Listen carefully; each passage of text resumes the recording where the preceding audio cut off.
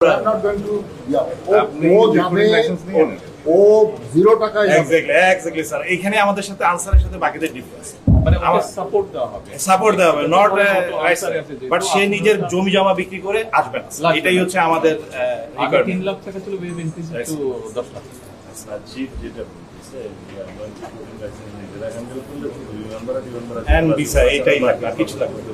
হ্যাঁ, খালি বিমান ভাড়া কেন? যে রিক্রুট করবে সে বিমান ভাড়া দিবে। সেটা তারা দিবে, বাট টাকা পে করতে হবে স্যার, পরে পে করতে হবে। ওর যেটা লাগবে প্রথমত ওর ফেয়ার লাগবে, টার্মিং ফেয়ার লাগবে, তারপরে Visa ওখানে গিয়ে আপনার একটা Initial ইনিশিয়াল লাগবে।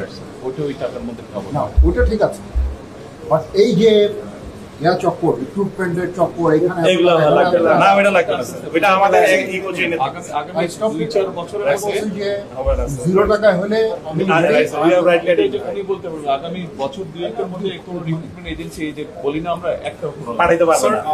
Direct Sir, economies like Japan and Korea and Singapore, these are employer pay first model.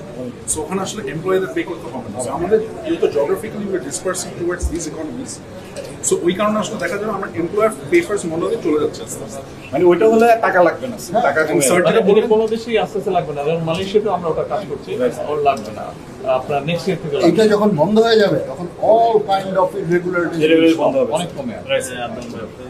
Sir, sir আদম ব্যবসায় দরকার নেই। দরকার নাই স্যার।